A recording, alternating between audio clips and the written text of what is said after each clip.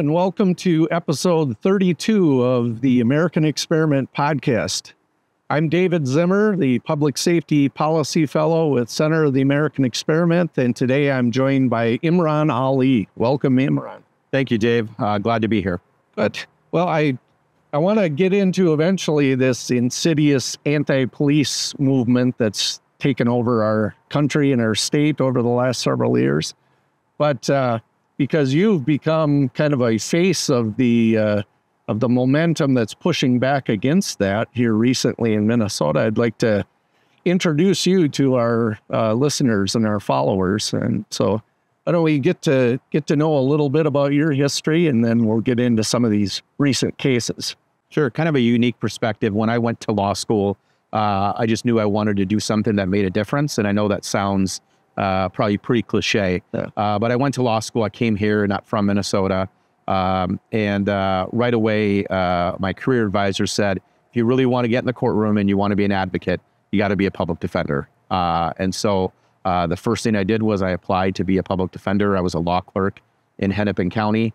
And then from there, I spent about 10 years as an assistant public defender, which was, fantastic experience, extremely rewarding. Got to meet some great people and also got to learn the law, which was, really important to me. One of the people that I always went up against was a Hennepin County prosecutor, Pete Orpett. Yep. And we had a lot of cases. He was on the robbery team. And at the time, I was picking up quite a few robbery cases. And so we'd have it out in court and then afterwards smile at each other. Because that's what it is. That's what we do. We're on adverse sides. But at the same time, there's that we're cordial with each other. And he said, hey, if I went out in Washington County as prosecutor, I'd love to have you there. And I was like, me? You want me to be there? And he was like, yeah, you got passion. That's all I want. And so I was there for over 10 years. Okay. Yeah. What year was that? So Pete Orpett ran for Washington County Attorney, won. Yep. And brought you in. That was 2010 is when he ran, and 2011 is when I started. Okay. So prior to this anti-police movement that's kind of taken hold, or the narrative that's taken hold, did you ever envision in that role as an assistant Washington County attorney that you would have to face a decision like you faced in 2021? Can you? No, I didn't think it. I remember, I watched the, everything that unfolded Memorial Day of 2020.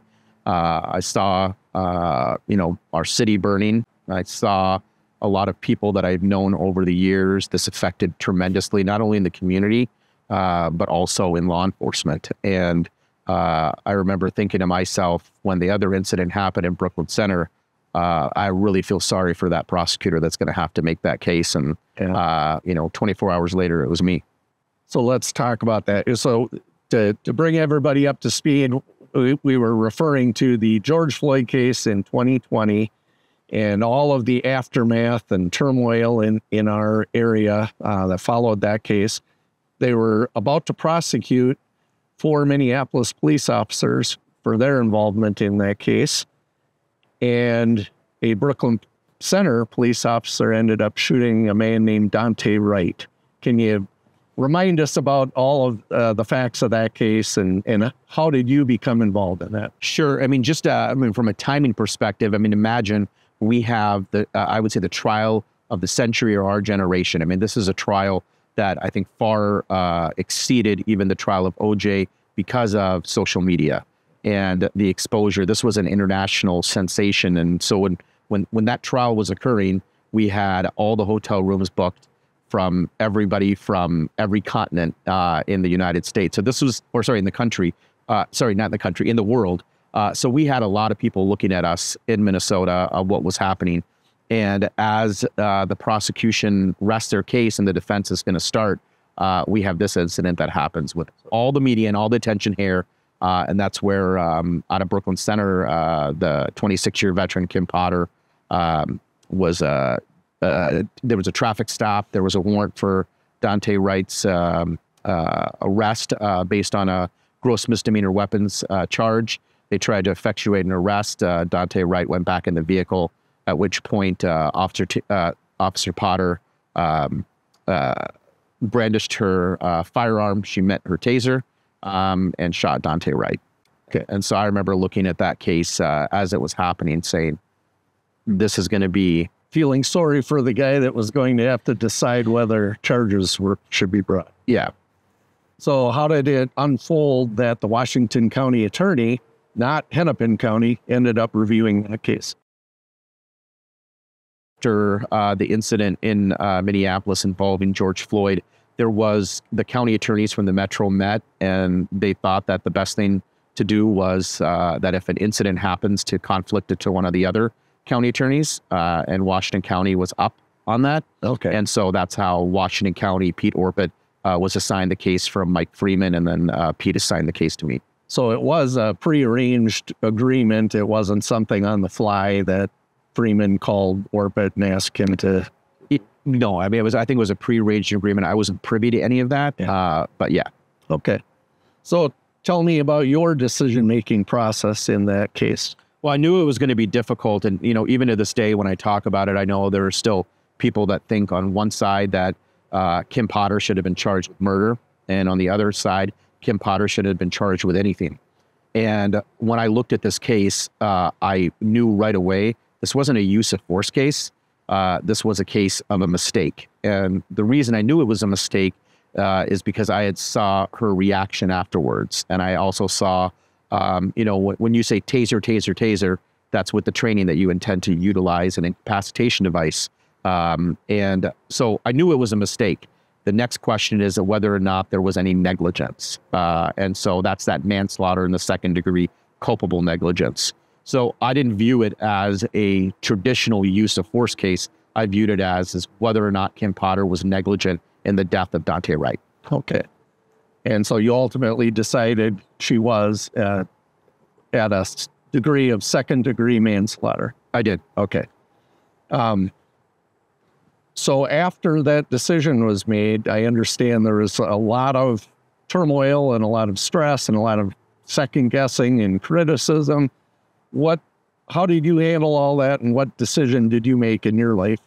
Yeah, I mean, it was definitely a difficult time. I think from the process of charging the case, meeting with Mr. Crump, who was the family's attorney, meeting with the family, I knew that the decision, likely they weren't going to be happy with it, because at this time, especially after the Muhammad Noor case, there was a push for police officers to be charged with murder. And anything less than that was not satisfactory. And so I knew that it was going to be, controversial, but ultimately it's the decision that I made. Yeah. And what led you to then walk away from your career as a prosecutor and a highly respected prosecutor in Washington County? I just no longer, could do it, because I truly believe that regardless whether it's a police officer or somebody that doesn't have a penny in their pocket and that is indigent and needs services, that everybody should be treated the same way with fairness. And that's truly what I believe. And what I have seen for, I would say, the past 4 or 5 years was that there was an appetite to charge law enforcement at all costs. And that the mob was influencing not only the decisions from the prosecutor to charge the case, but also influencing the decisions of what the leaders, our political leaders, would say. And when you have that, when you have an inserting, whether it's political, whether it's a subjective bias view, we have a broken system. And what it really came down to was I was hoping that I would have some elected officials come out and say, you know what, we probably went too far. And it just didn't happen. And where I saw it, Dave, this was headed, and I truly believe it, is that something bad was going to happen. Somebody was going to get hurt, seriously hurt, or die, whether it's myself, whether it's Pete. There were protests at his house every day. Or one of the protesters could have gotten hurt. And we were at this really pivotal point, and I wanted nothing to do with it, especially when all of that went unchecked. So while you were making the decision of what charges would be appropriate in the Potter case, your boss, Pete Orpett, was the subject to daily protests by activists demanding that you charge Potter with murder. Was that Yeah, kind of no, it's fair. story? Yeah, I mean, the emails and the voicemails that we got, I can't even tell you. I mean, it was, you know, I never knew a voicemail box could be filled up so quick until you make a controversial decision like that. And we got it all. I mean, we got everything from whether it was a death threat to just pure vitriol. You know, it was a really difficult time. And again, as a prosecutor, I got to make those difficult decisions. And so it's okay for that to happen, but the gravity of what had happened and how we saw this completely escalate from Mike Freeman's house being flooded, you know, day 3 of the protests, all the way now until this case where there was, you know, the activists really were the ones that were driving all of this. And again, unchecked. And a lot of what they were saying was not true, was completely inaccurate. But you shared with me a comment that Ben Crump said to you. Do you know the comment I'm talking about? Yeah, I do. I was actually at Pete's house, and you know, we had a conversation, and it was, you know, it was a difficult time, I think, for both of us. But again, I got to that point where I knew something bad was going to happen. So I did contact Mr. Crump and said, hey, you know, I mean, on one hand, you meet me and you shake my hand and say, this is the appropriate charge.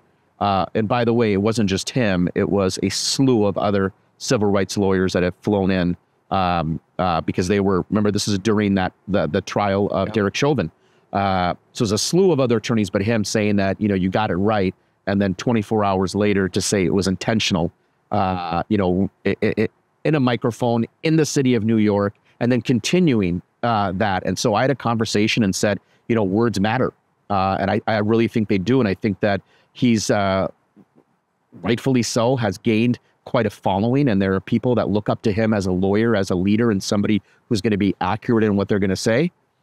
But what he said to me was, look, you know, you seek justice as a prosecutor in the courtroom. My justice is in the streets. And for me, at that point, I just wanted nothing to do with it. Right. So you walked away from a public career, and how did you end up at Eckberg Lammers, and what is your role there? Before I got to Eckberg Lammers, kind of a funny story. I hadn't applied for a job in, I don't know, decades. And so I went to the gas station to get a newspaper to get the classified ads. And when I got home, I realized that classified ads don't exist anymore. Yeah. So I had to go online. And then when I went online, one of the first jobs that I applied, and it was actually, I was like, I'm going to get out of all this. And it was Foot Locker. Yeah. It was a regional manager position. And I was like, maybe that's where I should be. Maybe I need to get out of this completely. But knowing who I am and knowing that I really want to effectuate change, which is the reason I went to law school, this firm, Eckberg Lammers, out of Stillwater, Bloomington, and Hudson, they do a variety of things, but they also, the way I know them, is they're municipal prosecutors for 26 cities around the state. Okay. And so the managing partner and I talked, and he said, what do you think about training law enforcement? And I'd been doing that for years. He said, but what do you think about training law enforcement in a different way? That really piqued my interest. And so I was humbled and blessed to be offered a position at the firm. And right away, we started getting to work and creating content that law enforcement could truly benefit from. Okay. And so ever since then, I haven't looked back. So I see on your shoulder, you have LETAC. LETAC. Yeah. Is that part of the program, the training program? It is. I wish I could come up with a better story about where that came from, but it was drinking coffee in the morning and saying, what do we call this? Okay. And what about law enforcement training and consulting? And it's like, oh, that sounds really neat. LETAC. And so that's kind of how it was created. And now what started out as, just me has turned now into, we have about 7 employees and about a dozen faculty. And not only do we train all over Minnesota, but we train all over the country. So it's been a really neat experience. And I understand one of the people that you travel around and train with is actually Kim Potter, who you made a decision to charge criminally in the Daunte Wright case. Can you explain how that came about and what the course is that you two teach together? Yeah, I mean, again, going back to why I wanted to be a lawyer to begin with was I want to make a difference and a change. And so people had said, you two need to meet. And I was like, well, I'm the one who put her in jail. I don't think that she probably would want to meet me. But there was so much stuff that happened, I think, after I was no longer on the case. And I think that got back to Kim. And once her sentence was over, we had an opportunity to meet. It was an interesting, I bet. It'd be a fly on the wall in that conversation. But it was interesting. And then we continued to talk, and you would expect somebody like her. And she said this, I made a mistake. And it's a big mistake. It costs the life of somebody. You'd expect somebody having gone through all of that, forced to move out of their house, death threats galore, convicted, incarcerated, released. You'd expect somebody like that to say, you know what, I'm just going to live my life now. Right. We see that all over the country, especially after Ferguson. Officers that are put in the spotlight that completely go, I mean, they're gone, and you don't see it. And I was surprised when she said, look, if I can save the life of somebody else in the community where this doesn't happen, or if I can help law enforcement in any way, that's what I'm going to do. And to me, I found that unbelievable courage of her. I found that very moving. And so one of the first calls I made was to the Attorney General and said, hey, just so you know, Mr. Ellison, my plan is that I'm going to be presenting with Officer Potter, and here's what we're going to be doing. And he said he supports it 100%. Great. Now, a lot of other people don't support it. Like who? Well, we had we had a conference in Indianapolis, our Force and Focus conference. And the reason that I created that conference was that we have to be better. Policing has to be better. Yeah. And we have to have the best practices, not online training, we really have to learn from experts around the country. And so this was a very forward-thinking, conference, and I expected it to go off with no issues. But once the activists found out that I was involved and that Kim was involved, that turned to a TikTok influencer that had 62 million followers. And then it turned into the Hilton, which was our location in Indianapolis, kicking us out. So we had to scramble really to find a venue. And the irony behind all of this is that while the protesters were outside of our new venue with a loudspeaker and a megaphone, the instructors that were teaching on bias. Okay. And how to be better at policing. That's the irony behind it. And rather than asking me and saying, hey, what is it? What's the agenda? What are you all doing? It's assumption, fear, mob tactics, and silence. Yeah, they want to silence you despite, like you just said, the irony of you're trying to make the profession better and improve the profession, which is their argument. They want better police. And yeah. If I wanted to be silenced, I'd go to Foot Locker. And I made that decision not to go to Foot Locker. And so I'm going to continue to do what I do. And I know that some of the decisions I make, some people don't like, and they're controversial. But regardless of who it is, I'm going to be their voice for them if I find an injustice occurring. Yeah.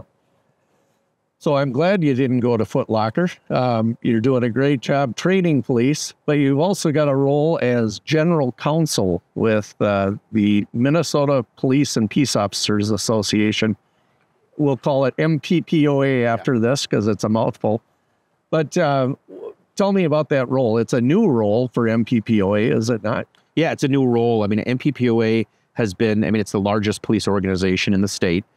Representing rank and file all over. I believe it's almost up to 11,000 members now. And especially, again, we have these decisions that came post-Ferguson. We call the Ferguson effect.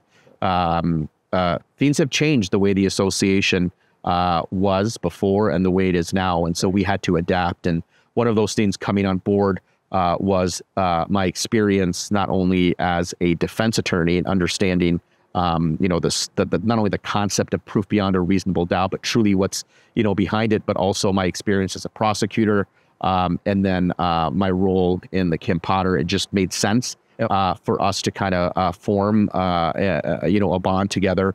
And so I've been working with MPPOA now for a couple years in the role as general counsel. Okay. Yeah, as more and more peace officers, unfortunately, have been charged with their roles in deadly force incidents, you have kind of, and MPPOA has taken that lead role in advocating for the police. And I find it interesting that, or it may be confusing to the public, you're not actually defending in court these officers. They have defense attorneys. But what is your role as general counsel in working with those defense attorneys? Sure. I mean, it's really working with the association. So I don't have constant communication. Those are privileged conversations with their lawyers. I'm looking out for the interests of the entire association. And if there's something impactful that's happening somewhere, that's where we will then come on board. So it'd be myself, the executive director, which is Brian Peters, and the president, which is Dave Titus. And we'd meet and we'd talk about those sorts of issues with our board and figure out what our next steps are. In the history of our state, as I understand it, there had never been a police officer charged with a crime related to their use of deadly force up until about 2016. When a St. Anthony peace officer named Geronimo Yanez was charged with second-degree manslaughter in the shooting death of Philando Castile. Since that case, there have been a total of 8 peace officers since 2016 in the state now charged with some crime, either manslaughter or up through murder, related to their use of deadly force. It seems inconceivable to me that peace officers have become less professional or more abusive in this time of where we've actually increased professionalization and standards. And I'm just curious, what do you think is behind all of this? Is it all politics? Is it a combination of a number of things? What do you think is behind? That's a really tough question. I think if we, with your experience and my experience, if we looked back even before the Yanez case, 20, 30 years, I think we would see instances looking at it now in 2024 saying that probably wasn't reasonable for the officer to do. So I think there definitely was a change. And I think some of that change is good, that, law enforcement can't use deadly force unless it's reasonable under the law. And that's the longstanding, decision in Graham versus Connor. And so I think we had the Ferguson effect, number one. Remember, we also still have the incident that happened in the 90s with Rodney King. And so this just kind of, with Ferguson, it kind of reignited that, no pun intended. And then it went on to whether it's Jamar Clark, which was out in Minneapolis shortly thereafter, Muhammad Noor, Yanez. There was just, I think, this strong momentum for police accountability. And I am a enormous proponent of police accountability. If there's an officer that does something that's unreasonable or outside the lines of the law, as a prosecutor, I'd have no problem charging that. However, what we have seen post-Ferguson was a disregard of the law, a disregard for policies, and quite frankly, almost disregard for fairness. And all of that kind of played into what we saw happen on Memorial Day on 2020. Looking back on it, we should have saw this coming, especially with the escalation from the Jamar Clark case to the protests that happened on Yanez, the blocking of the freeways, and then ultimately what we got in Minneapolis. Probably should have saw it coming, but that's where we're at. So there's politics, there's race relations, there's history. There's so much that's balled up into that. And we saw it happen at our doorstep. Yeah. You brought up Jamar Clark, and there was an interesting change in the way the prosecutor, Mike Freeman, handled that decision-making process of deciding whether the officers involved should be charged with a crime. Can you discuss that change and why it's a problem?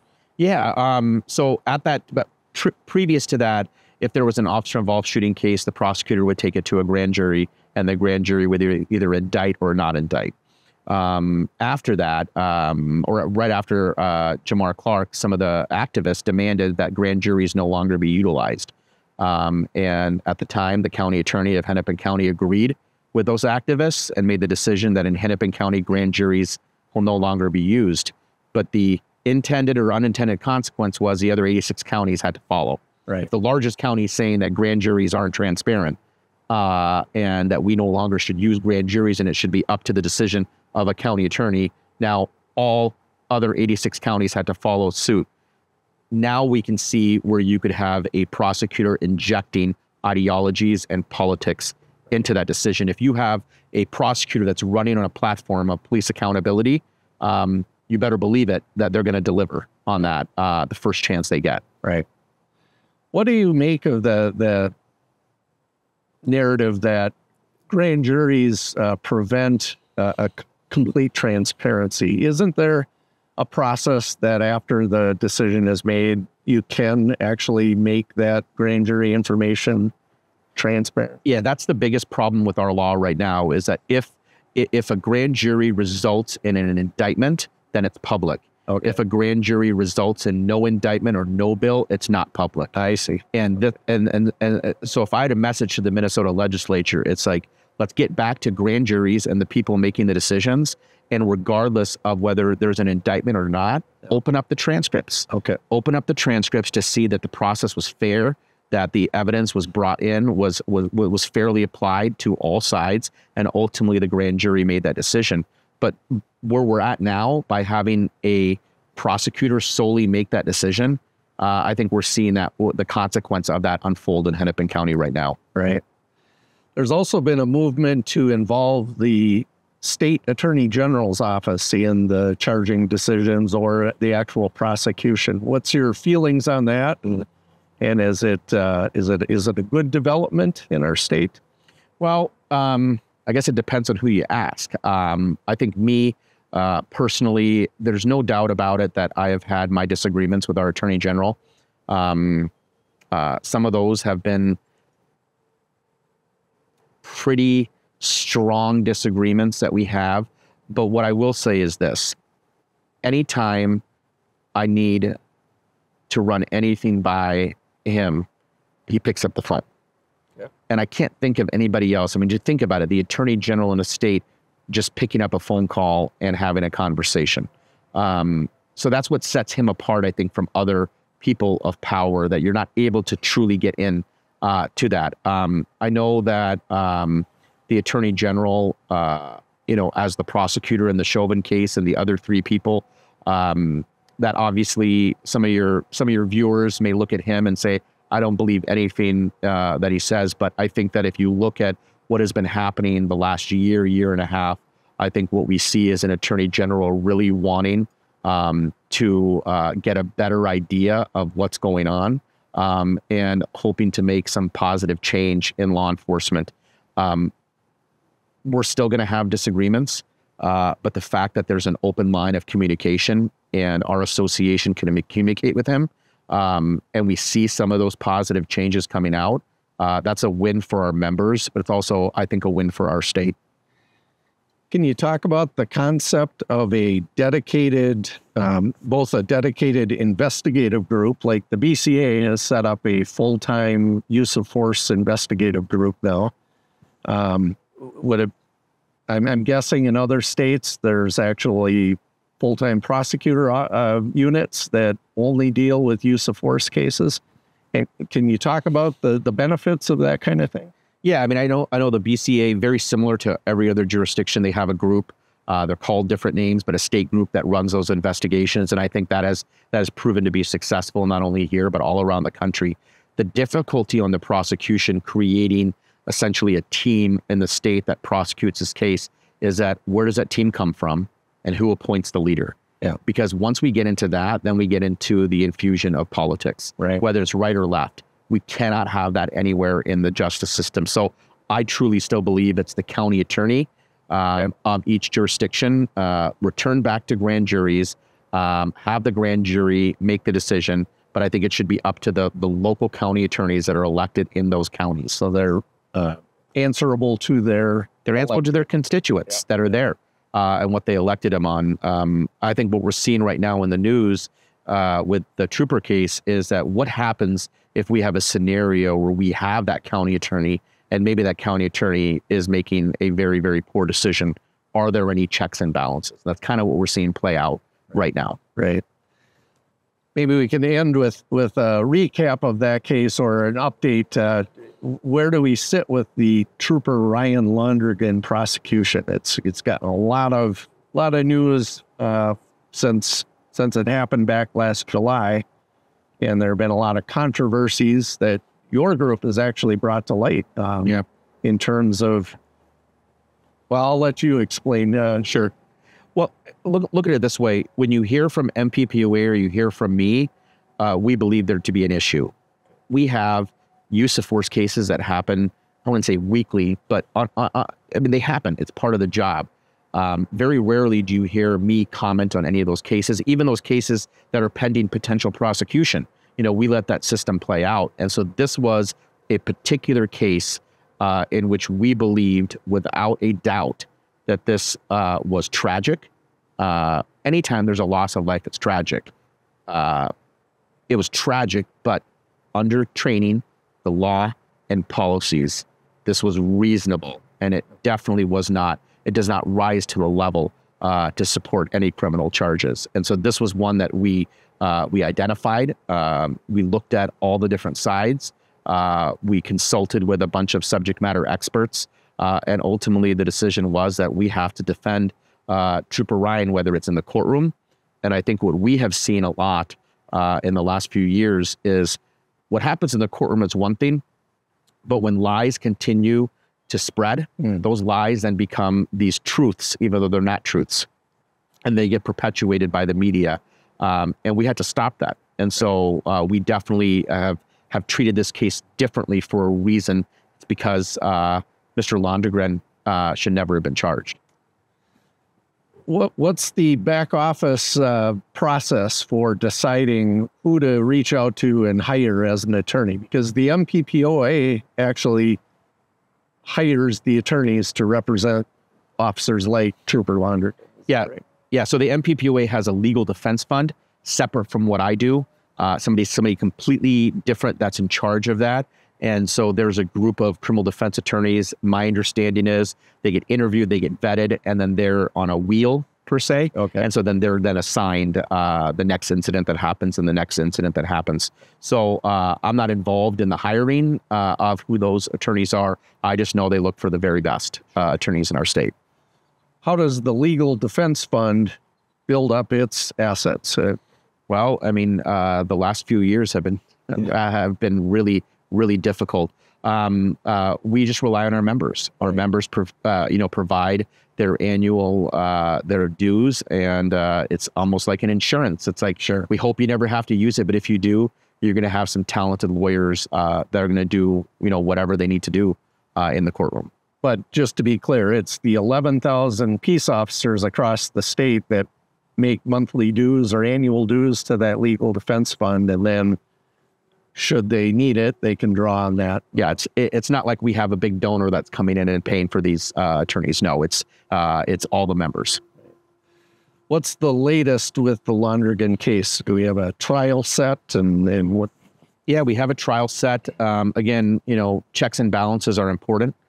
We have a judge, we have a prosecutor, we have a defense attorney, and I think what we've seen in this case, or at least I'll give just my opinion, it seems as if like it's defense minded. I mean, it's just when you hear things that are happening, and I think the most frustrating part is I find out what's happening when I watch the news. Yeah.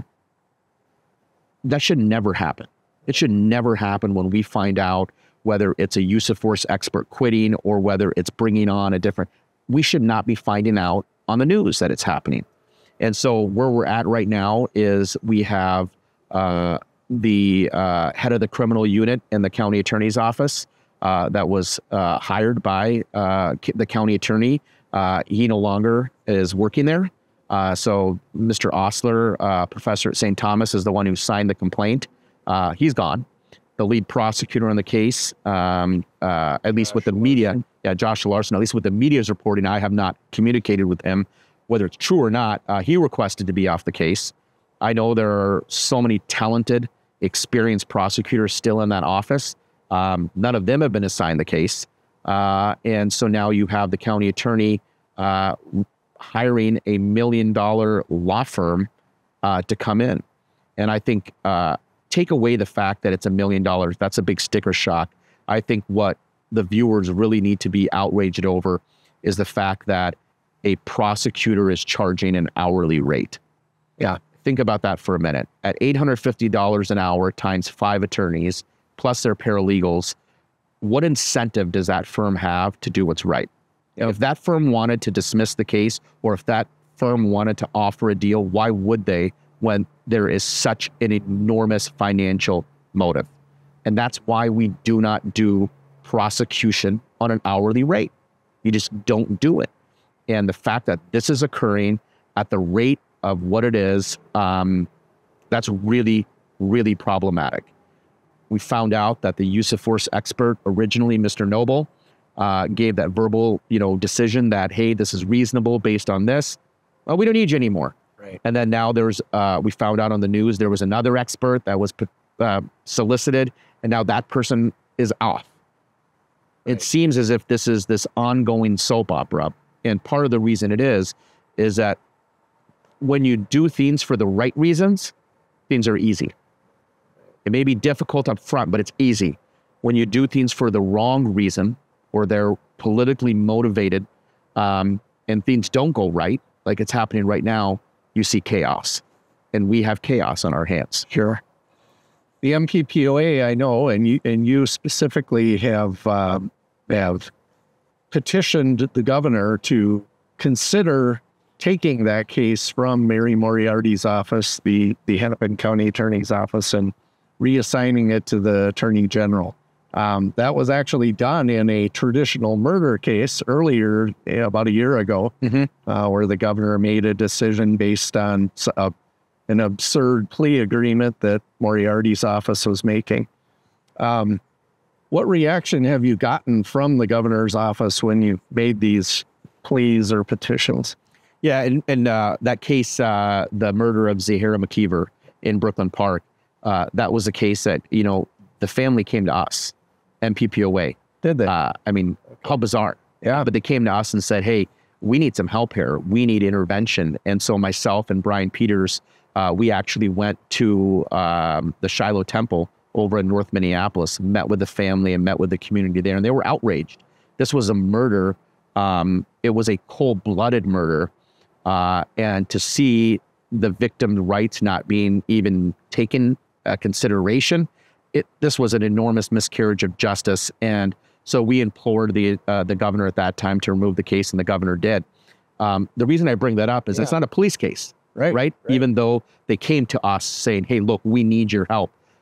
And on this case, it's a rare occurrence, being a former county attorney, that I would ever try to remove a case out of a county attorney, because ultimately that's what the voters elected there. Right. However, if there's an ultimate check and balance, like a veto, if there's an ultimate check and balance, if something is occurring that is so out of the realm of what is reasonable, there has to be some place that we can go to, whether it's the police or whether it's the citizens, and we have the governor, and the governor has that ultimate control.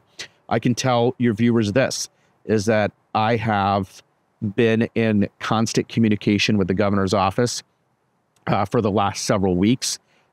We have not only privately, but we have publicly have really just implored the governor that this is a case that really needs another eye, some other eyes on it. And my fear, Dave, is that if this remains with the county attorney and it's a guilty verdict, let's say it's a guilty verdict on any of the charges, I don't know if we're going to have police officers in our state. And I also don't believe that we could sit quietly and watch somebody that should never have been charged go to prison. It's going to definitely hurt. It's going to set us back. If it's a not guilty verdict, I fear for our city again. Right. And I fear what the reaction is going to be. That's why another prosecutor has to come in, whether it's Attorney General or another county attorney, give it their eyes. And if their eyes are the same, right, we're going to have to accept that. And their attorneys are going to have to go in court and battle it out. But we truly believe, our team of legal advisors, when you look at this case without any ideology, out any passion, out any without any politics, you're going to come back to the same conclusion that it's tragic, but it was reasonable under the law. Okay. And so we're going to continue to put our pressure on the governor. And I know the governor's made some public comments. I believe the word he used was concerning. And it's been echoed a few times because as we learn this drama that's happening behind the scene, if the top person in the state is concerned, my message to Governor Walz is, if you're concerned and there is somebody that's charged criminally with the case, that concern should be the only decision you have to remove the case. And we really hope that the work that we put into this, we really hope that the governor removes the case from the county attorney, and let's get some fairness back. Well, thank you for the work that you've been doing with MPPOA as general counsel. And I feel like you have at least started the pendulum swinging back to more middle of the road, and we can get away from this anti-police rhetoric and narrative that's really swept across our state. Yeah. I think we're out of time, but thank you for your time this morning and keep up the great work. Thanks, Dave. Appreciate being here.